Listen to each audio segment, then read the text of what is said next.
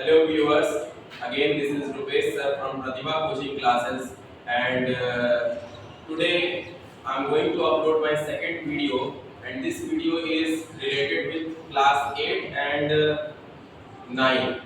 Class 8 students can understand about metals and non-metals from this topic.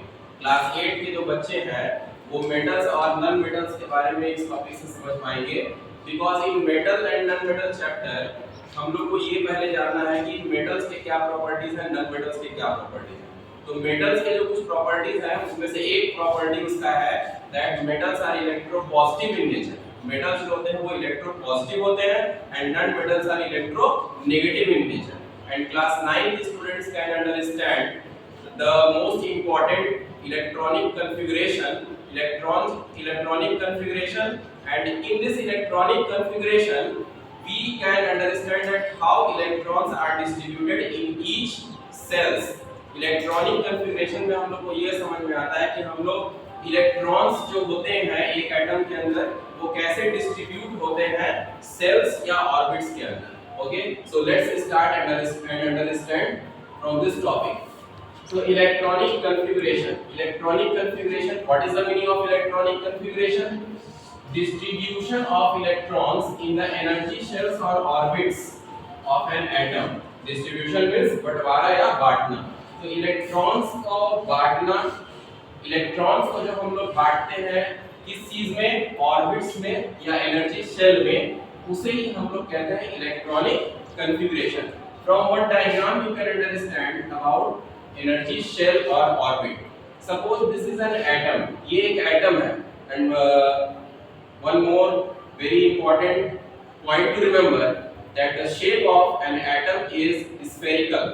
एक और भी बहुत important point आपको याद रखना है कि atom का जो shape होता है वो क्या होता है spherical, और atom जो है वो smallest unit of non-living thing.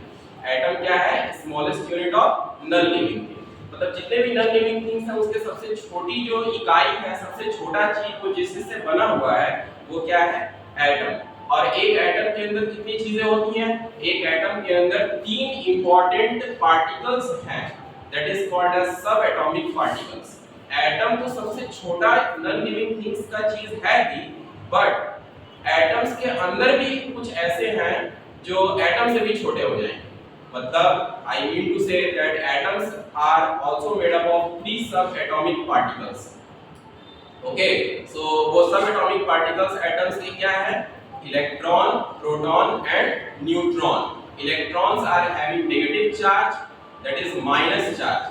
Protons are having positive charge, that is plus.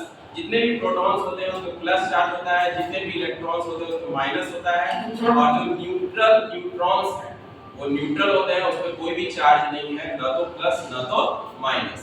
तो ये जो इलेक्ट्रॉन्स पे माइनस चार्ज होते हैं तो, और प्रोटॉन्स पे जो प्लस चार्ज होते हैं और न्यूट्रॉन पे कोई भी चार्ज नहीं होते हैं, तो ये हम लोग को ये समझना पड़ेगा। First of all we have to understand कि एक एटम के अंदर कितने इलेक्ट्रॉन्स होते हैं, कितने प्रोटॉन्स होते हैं और कितने न्यूट्रॉन्स होते हैं। लेकिन सबसे इंपॉर्टेंट बात, जो मेटल्स होते हैं क्लास 8 स्टूडेंट्स, जो मेटल्स होते हैं, मेटल्स पे हमेशा प्लस चार्ज आता है। All metals are electro positive in nature and all non metals are electro negative in nature. Metal पे प्लस चार्ज है मतलब उसमें प्रोटॉन ज्यादा है मेटल के अंदर, नॉन मेटल में माइनस चार्ज रहता है मतलब उसमें नेगेटिव इलेक्ट्रॉन्स अधिक होते हैं। ओके, सो लेट्स सी, पहले हमें ये समझना पड़ेगा कि इलेक्ट्रॉन्स कैसे और कितने होते हैं एक एटम के अंदर। Okay, so what is the meaning of cells? Cells are represented by capital letter. तो ये एक एटम है और एटम के सेंटर में उसका न्यूक्लियस होता है, और ये न्यूक्लियस जो बना है किससे? प्रोटॉन और न्यूट्रॉन से। और इस न्यूक्लियस के चारों तरफ ये जो मैं स्ट्रक्चर बना रहा हूँ ये ऑर्बिट है। What is this? Orbit. Orbit और एनर्जी शेल। इस nucleus, what is this? Nucleus.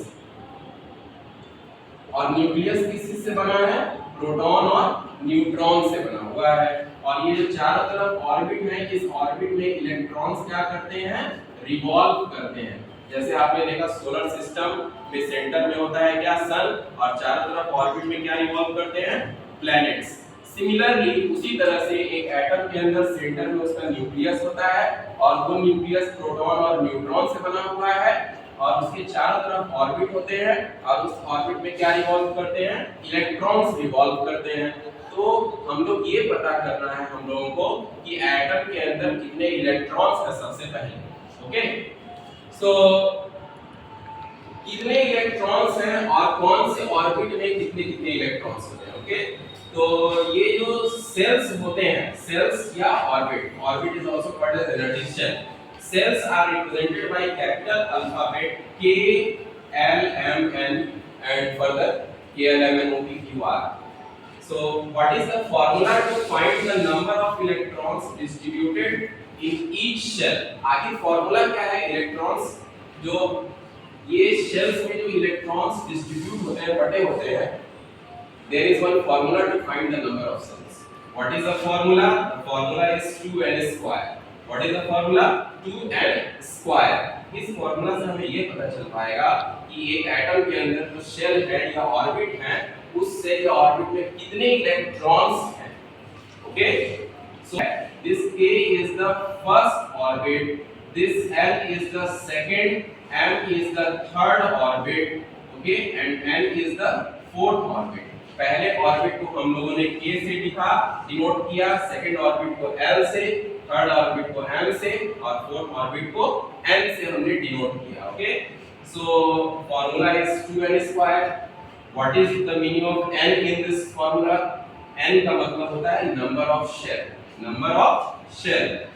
Let's see and understand by one example of oxygen. Atomic number of oxygen is 8।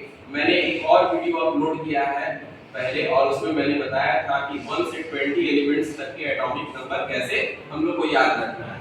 तो उसी सीरियल में ऑक्सीजन का जो एटॉमिक नंबर है वो क्या है, 8 है।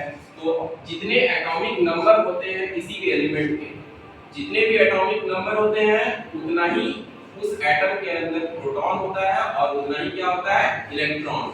जितने भी एटॉमिक नंबर हैं, जिस एलिमेंट का जितना एटॉमिक नंबर है उतना ही उसमें इलेक्ट्रॉन है और उतना ही क्या है, प्रोटॉन है। ओके, तो ऑक्सीजन का एटॉमिक नंबर 8, तो उसमें इलेक्ट्रॉन का नंबर भी कितना हो जाएगा, 8 हो जाएगा। So electronic configuration K L M N are the shells. Number of electrons in first cell of oxygen atom. Oxygen atom के फर्स्ट सेल में कितने इलेक्ट्रॉन्स आएंगे ये हम लोग पता करेंगे। Formula is 2n square, n means number of shell, तो फर्स्ट सेल में हम लोग पता करना है फर्स्ट सेल, तो n का वैल्यू क्या लिखेंगे, 1, क्योंकि n का मतलब है नंबर ऑफ शेल।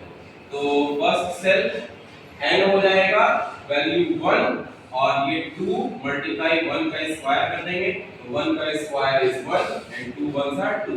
तो फर्स्ट सेल में कितने टोटल इलेक्ट्रॉन्स आएंगे, 2 इलेक्ट्रॉन्स आएंगे। फर्स्ट सेल में कितने इलेक्ट्रॉन्स आएंगे ऑक्सीजन के, 2 इलेक्ट्रॉन्स आएंगे एंड टोटल इलेक्ट्रॉन्स होता है 8 और 8 में से 2 इलेक्ट्रॉन्स फर्स्ट सेल में आ गए, तो सेकंड सेल में कितने इलेक्ट्रॉन्स आएंगे, 8 - 2 6 electrons will come in the second cell.